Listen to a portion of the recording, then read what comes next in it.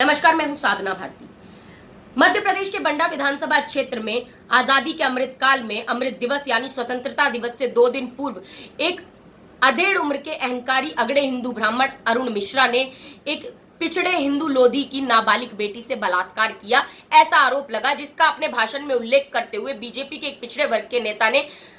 अभद्र भाषा का प्रयोग किया, पाखंडियों, कथावाचकों और ब्राह्मणों पर अभद्र टिप्पणियां भी की, जिसका वीडियो वायरल हुआ। उसके बाद बीजेपी के पिछड़े वर्ग के नेता ने लिखित में ब्राह्मणों और कथावाचकों से माफी मांगी। पिछड़े वर्ग के उस लोधी नेता ने कई न्यूज चैनलों पर दोनों हाथ जोड़कर ब्राह्मणों को पूजनीय और देवता भी बताया, परंतु इसके बाद भी कथावाचक तथाकथित संत धीरेन्द्र शास्त्री ने कथावाचन के दौरान व्यासपीठ पर विराजमान होकर आवेशित अंदाज में हजारों माताओं बहनों के समक्ष अभद्र भाषा का प्रयोग करते हुए उस पिछड़े वर्ग के बीजेपी नेता के डीएनए पर सवाल उठाया, यानी एक हिंदू लोधी माता के सतीत्व पर सवाल उठाया। तथाकथित संत धीरेन्द्र शास्त्री ने कहा कि हमें तो लग रहा है ये सनातनी का डीएनए नहीं है, कोई और डीएनए है। सनातन की बेटी साधना भारती के नजरिए में किसी आरोपी या अपराधी व्यक्ति के डीएनए पर सवाल उठाना, किसी माता के सतीत्व पर प्रश्न उठाना,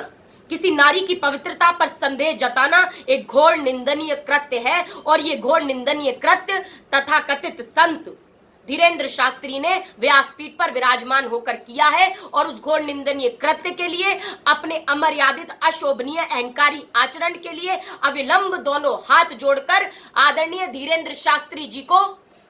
समस्त मात्र शक्ति से माफी मांगनी चाहिए, क्षमा याचना करनी चाहिए। नारी जगत की जननी है, नारी सृष्टि निर्मात्री है, नारी परामर्श में मंत्री, गृह कार्य में दासी, धर्म कार्य में धर्म पत्नी, स्नेह करते हुए माता, विलास में रंभा और क्रीड़ा में मित्र का स्थान रखती है। ऐसी नारी का अपमान किया जा रहा है। नारी का सम्मान होना चाहिए। जो व्यक्ति या कथावाचक एक नारी का सम्मान नहीं कर सकता, वो व्यक्ति या कथावाचक अपनी माँ, बहन और बेटी के साथ साथ भारत माता का भी सम्मान नहीं कर सकता।